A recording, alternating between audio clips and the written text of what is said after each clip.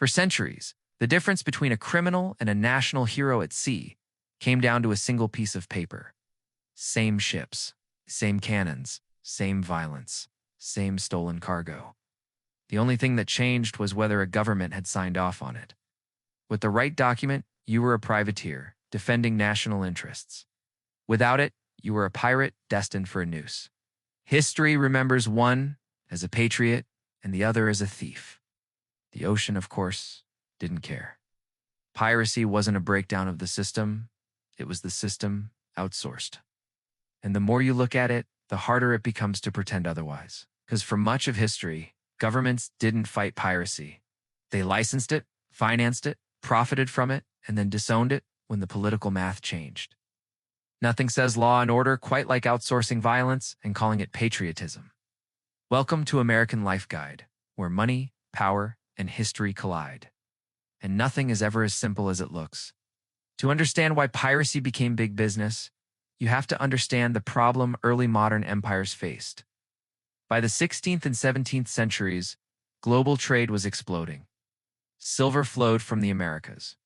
Spices moved from Asia. Sugar, tobacco, and textiles crossed oceans in quantities never seen before. The profits were enormous, so were the risks. Ships took months to travel. Communication lagged behind events by entire seasons. No state, no matter how powerful, had the resources to patrol every sea lane, escort every merchant convoy, or defend every cargo. Empires were rich, but they were overstretched. Navies were expensive. Ships required crews, maintenance, ports, and constant funding. And war was frequent.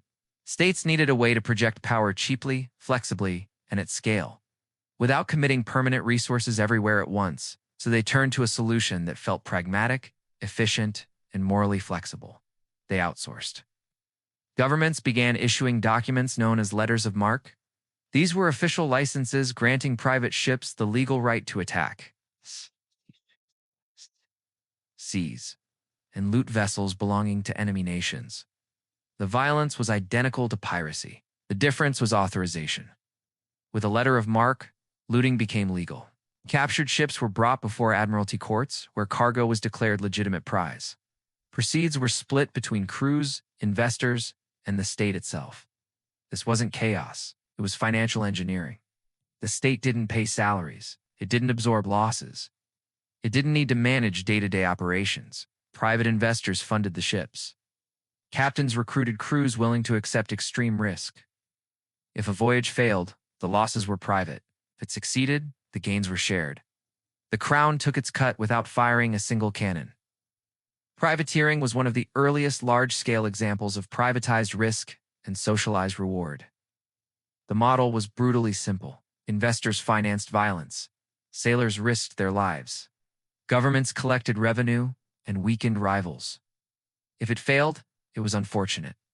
If it succeeded, it was national defense.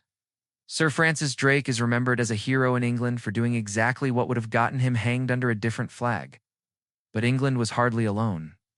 France issued thousands of letters of marque to privateers operating out of ports like St. Malo and Dunkirk, turning the English Channel into a hunting ground for enemy trade.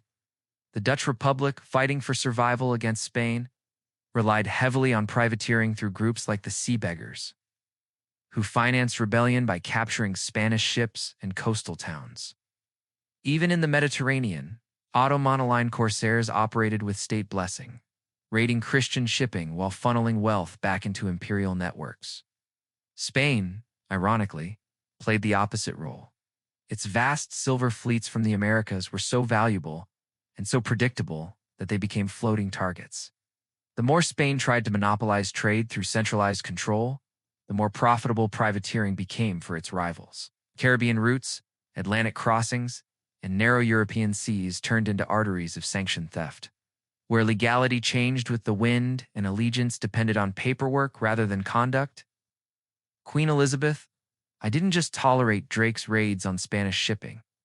She quietly invested in them, as did nobles, merchants, and courtiers across Europe.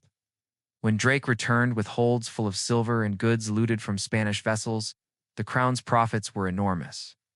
England denied responsibility publicly while enjoying the returns privately. Plausible deniability became policy, not just in England, but across competing empires playing the same game under different flags. This arrangement created an entire shadow economy around sanctioned violence.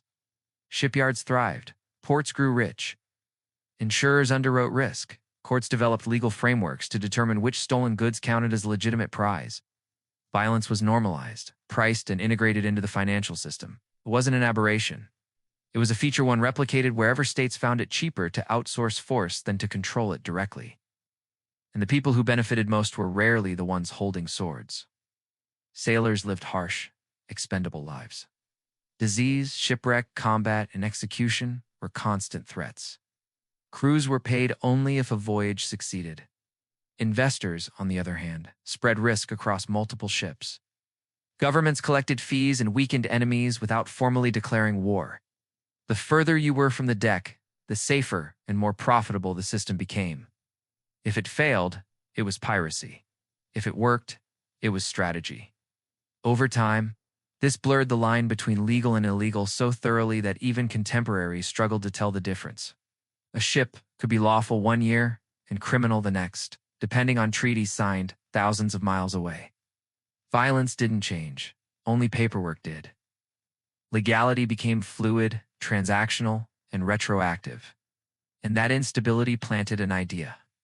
Some privateers began to notice something uncomfortable. They were taking the risks. They were doing the fighting. They were navigating the seas. The state provided permission, but very little else. Permission could be revoked at any time. A war could end. A treaty could be signed. Overnight, a licensed privateer could become an outlaw, hunted by the same governments that once praised him. The system was profitable, but it was unreliable. Behind closed doors, some crews began asking a dangerous question. If the work was the same, the risks were the same, and the violence was the same, why share the profits at all? Why hand over a cut to distant monarchs who had never set foot on a deck? Why obey rules that shifted with politics rather than reality? The state had taught them how the business worked, and some of them were about to cut out the middleman. Once pirates realized they no longer needed permission, the logic of the system collapsed in on itself. The very model governments had created to outsource violence now produced competitors who refused to share profits, follow rules, or recognize borders. These weren't rebels motivated by ideology. They were entrepreneurs responding rationally to incentives. If the work was dangerous, the seas unforgiving, and the rewards uncertain, then the only way to justify the risk was to keep everything.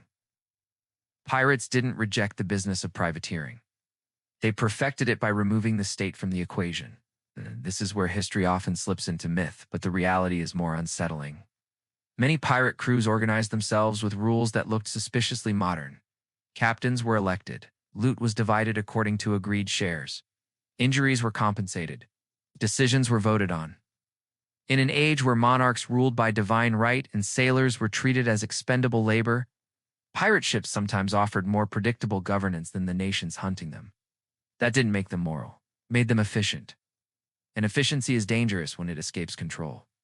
For governments, this independence was intolerable. Pirates weren't just criminals stealing cargo. They were undermining state authority itself. They ignored treaties. They attacked ships regardless of flag. They disrupted trade routes the state depended on for taxes, revenue, and legitimacy. Worst of all, they proved something governments didn't want widely understood. Violence, when organized well, didn't require a crown. So the same states that had built their empires on privateering abruptly changed their language. The pirates they once praised became monsters. Executions became public spectacles.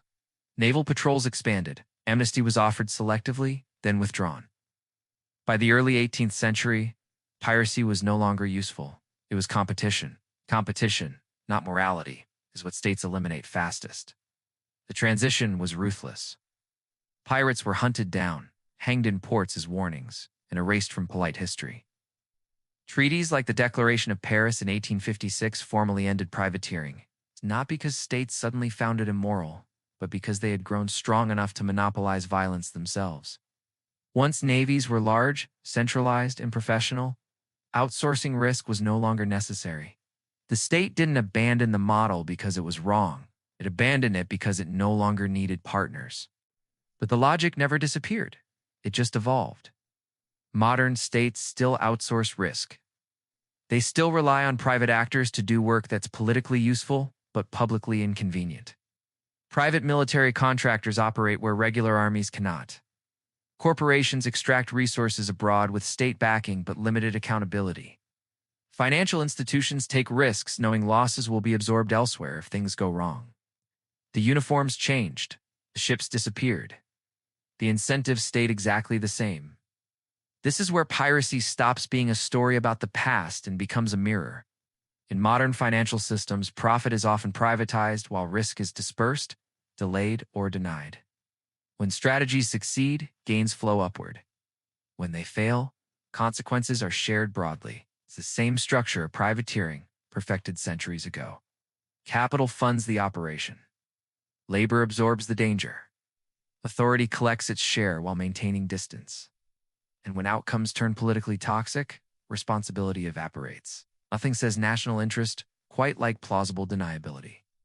The uncomfortable truth is that legality has always been flexible when power is involved. Pirates didn't become villains because they were violent. They became villains because they were uncontrolled. Privateers didn't become heroes because they were lawful. They became heroes because they were profitable and obedient. The difference was never morality. It was authorization. History's most successful criminals didn't break the system. They worked for it. And that should force a reconsideration of how we think about money, power, and legitimacy today. When systems reward outcomes over methods, when incentives favor risk-taking without responsibility, and when authority is willing to look the other way as long as profits flow, piracy doesn't disappear. The lesson isn't that states are evil or pirates were noble. It's that economic systems shape behavior more reliably than laws ever will. People respond to incentives. If violence, exploitation, or extraction are profitable and tolerated, they will continue regardless of the language used to justify them. Piracy teaches us something deeply uncomfortable. Order is often built on disorder, carefully managed. Lawlessness is tolerated until it threatens the hierarchy, and morality is usually applied after the balance sheets are settled. History doesn't repeat, but it rhymes with alarming consistency. The oceans are quieter now, the sails are gone. But the business model survives. Outsource the risk, capture the upside, deny responsibility. And when the arrangement stops serving power, declare it illegal and move on. That was true in the age of pirates, and it's true now. If this gave you a new perspective, hit subscribe. History has the answers. American Life Guide will show you where to look.